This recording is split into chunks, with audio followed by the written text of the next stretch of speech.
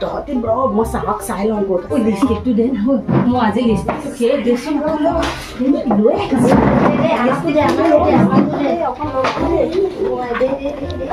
অকলে চকলকে লগাই লওঁ ৰ মই চাহক চাই আহিছে লগাই ল তাৰপিছত মই লগাম আহিছে নেকি নাই অহা লগা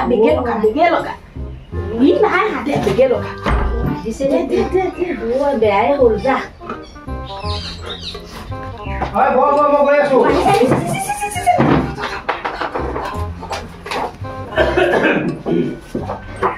তহঁত আহিলি তই যেন দুদিন টিউচনলৈ অহা নাই কিয় আমাৰ মাহী মহা হ'ল সেইকাৰণে অহা নাই মাহী মহা হ'ল আৰু কি আকৌ ই আমাৰ মা যে মৰিছিলে আমাৰ মাহী এজনী আছে নহয় আমাৰ দেউতাই মাহীক কালি পলুৱাই লৈ আহিলে নহয়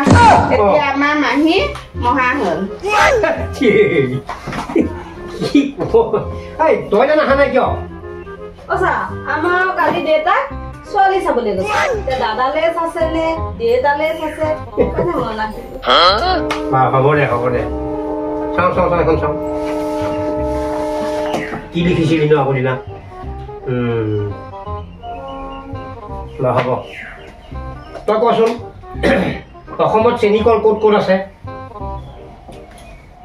আমাৰ ঘৰৰ পিছফালে আছে দেউতা কেতিয়াবা এৰি থৈছিলে এতিয়া ডাঙৰ হৈ গ'লগৈ খালি কল পকাই নাইকিয়া কৈ কেতিয়া খালে পুলিচ এটা কৈছে এটা ঘৰত কৈছিলে নহয় কৈছিলি তই মই নাই খোৱা তই কচোন 5 বিধ পোকৰ নাম ক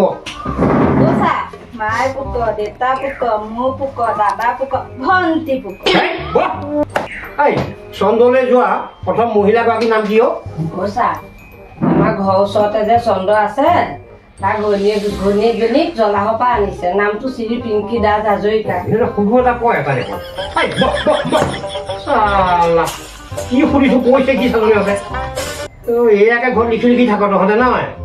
হিমালয় পৰ্বত ক'ত আছে কোনেও ক'ব নোৱাৰে কচোন কোনে ক'ব পাৰিবি ক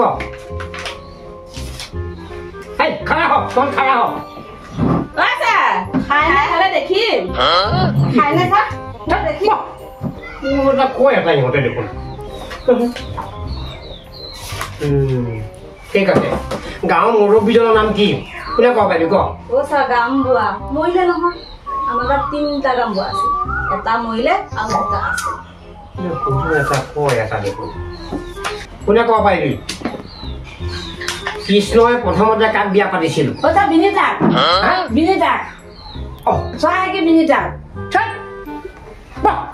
সুধিছো কৈছে কি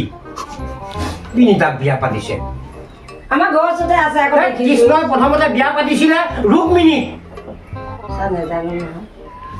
নেজানো বুলিও কোৱা নাই আপোনালোকে বিনীতা বুলি খা হৈ গৈছ আমি জানোৱে বিনীতাক দিছে বুলি হ'ব দে পঢ়াম নে কি কৰিম ক'ব পৰা নাই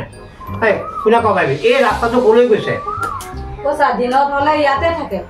ৰাতি হলে আমি শুই দিওঁ এতিয়া ৰাস্তাটো কলে যায়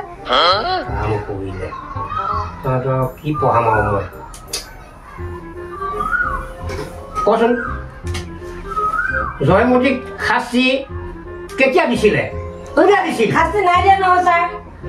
ছাৰ যে হেমদাস বাইক যে জয়মতী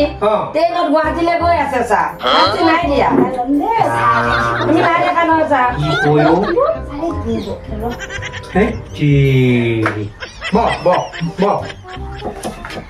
কি সুধিম আৰু কচোন অসমৰ মুখ্যমন্ত্ৰীৰ নাম কি মই জানো কি মামা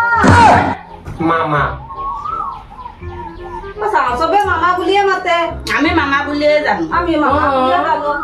জানো খাই দিলি তই যা কি টিউচন কৰিম এনেকে মোৰ নাপাইছো কি কৈছে